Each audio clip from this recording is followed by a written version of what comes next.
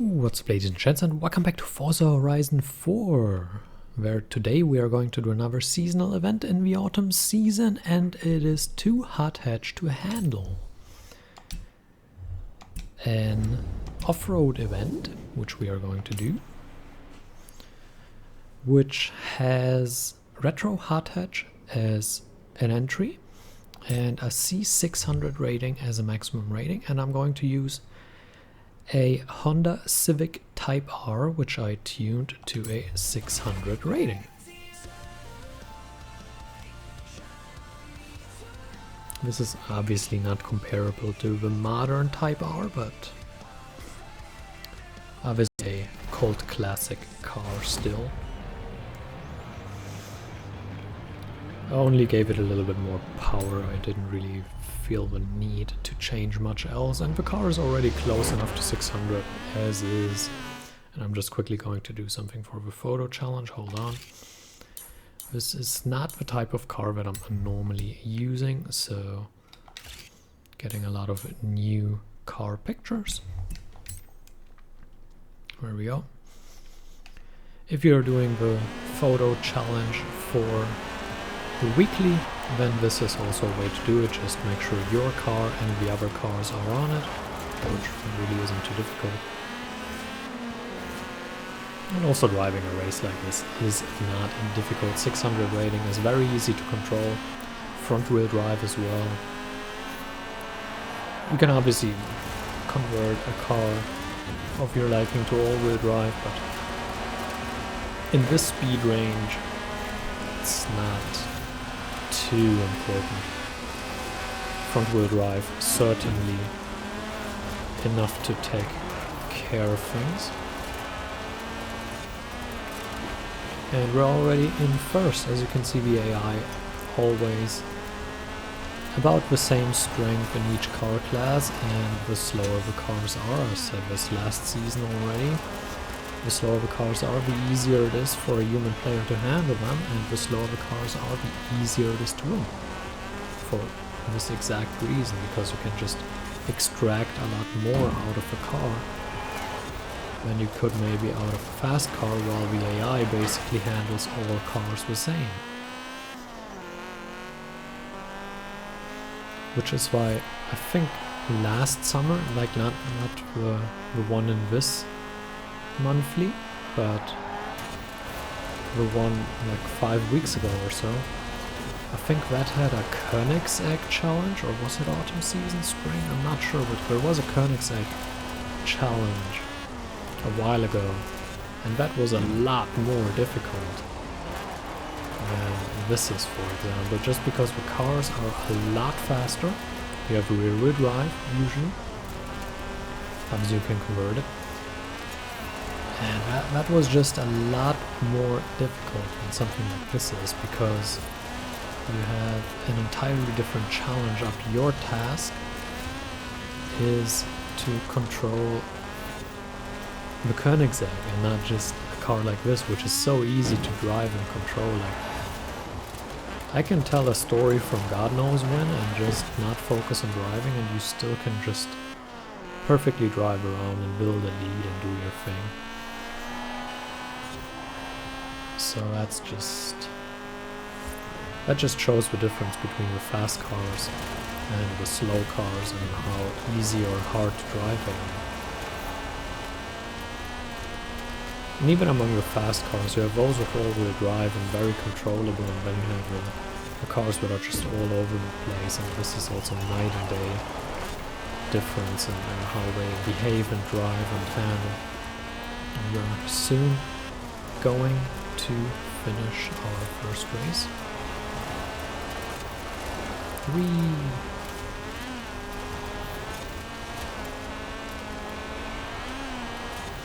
We're just getting closer to the finish line.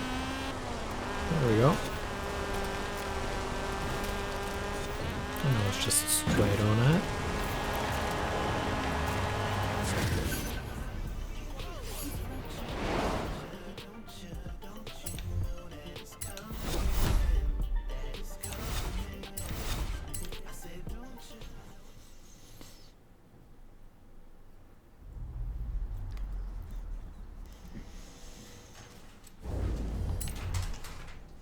Right, where's the second race? It's over here.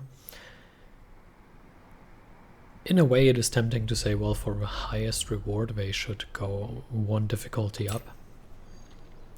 But at the same time, you want to make it accessible for a lot of people, so obviously you need to do it on a difficulty that at least a good amount of people can handle.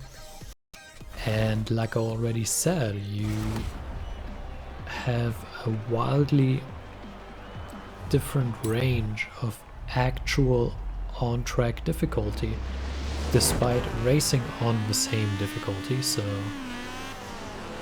that is just something that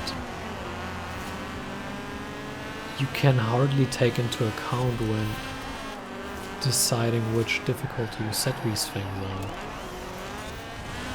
Well, you know, with cars like this and races like this, it might be a little on the easier side. You then have, like I already mentioned, Koenigsegg Challenge, or sometimes also challenges that take you off-road or cross-country, where you have a lot of jumps in there and the AI just handles them very reliably, while you always run the risk of going wide or taking a jump the wrong way and just blowing the entire championship.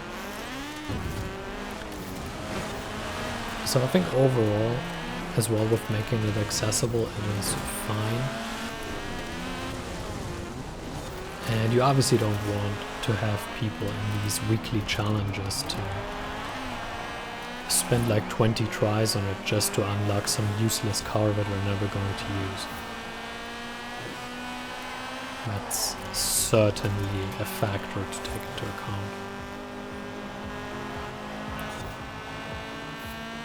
We're not having a comfortable lead, but we're having a lead, and that's usually all it takes to stay there. The AI isn't very good at overtaking. As long as you don't make any big mistakes, you can usually cover them relatively well. If you just predict their movement a little bit, if you predict their overtake pattern, and if you look behind you a little bit if they are coming close. Or you just drive away from them, that obviously works as well. It's just whichever way you choose. Well, I guess if you could just freely choose, everyone would just drive away from them, so maybe that's the wrong wording, but you know what I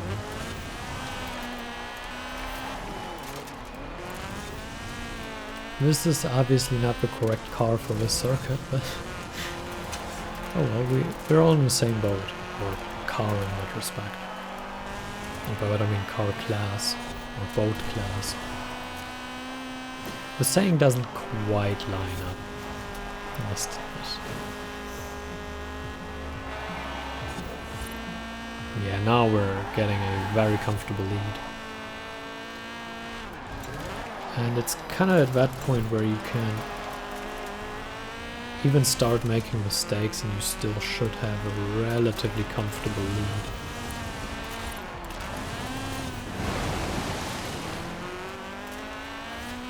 There's a lot of water.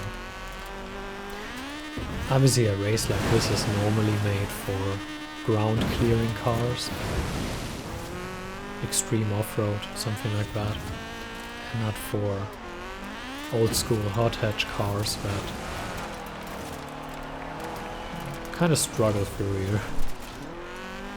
We're soon going to finish this race, we can just hold it through here. We have 2 corners remaining, and that seals the deal on race number 2.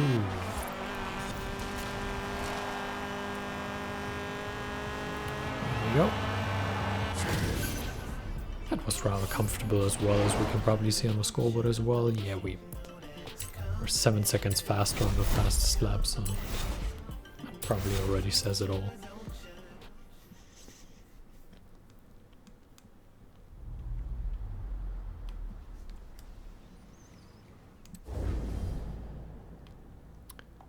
And there we go.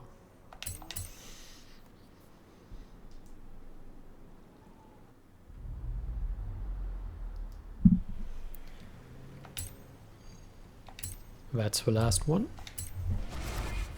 We obviously have 40 points bagged again, so we don't actually need to win, but everything other than a win would be a massive disappointment. and I don't want to upload massive disappointments. You're winning easily. I know, that's kind of a point of this exercise. I'm thinking about doing higher difficulty races, but then obviously in a separate series, because this is obviously about finishing the weekly challenge and grabbing the highest reward, which is available through exactly highly skilled.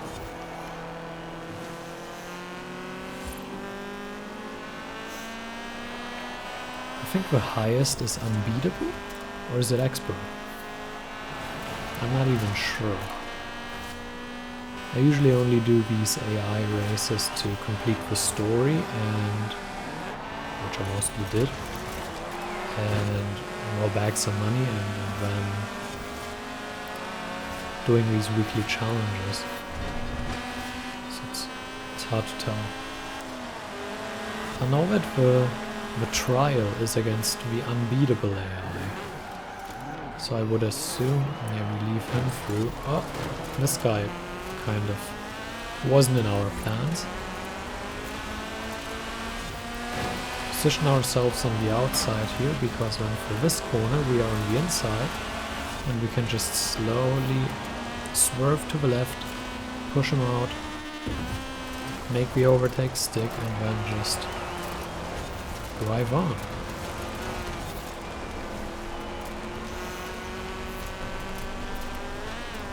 And that should seal the deal, put us in first, give us 60 points. That calls a good day, I guess.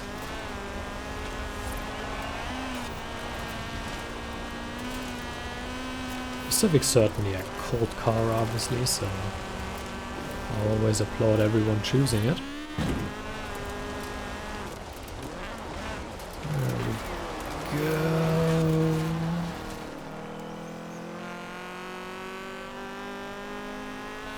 And now we have kind of a rather timid section to end the race.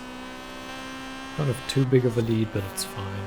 Well, it is quite big of a lead, but we can't just make any huge mistakes and still expect to win. But that's not a bad thing, and we won't make any huge mistakes. Well, I think.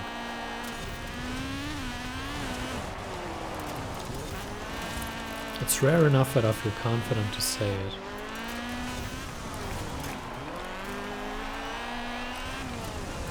Alright. Now we go straight, and this is probably the last area where we could make a reasonable mistake. But with a car of this class, even these jumps aren't particularly dangerous. Especially with the water slowing you down.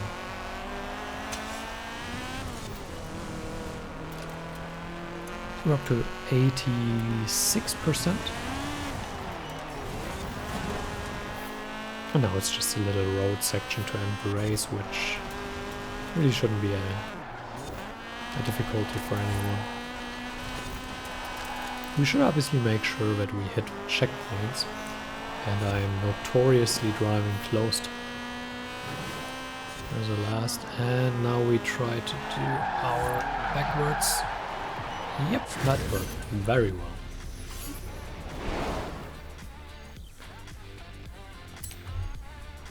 Yeah, I guess that was comfortable as well. I forgot what the reward is. I guess we'll see soon.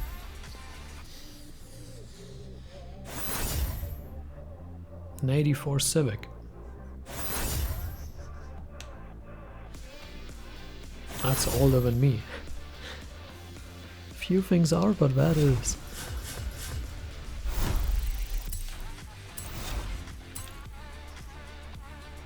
Yeah, whatever.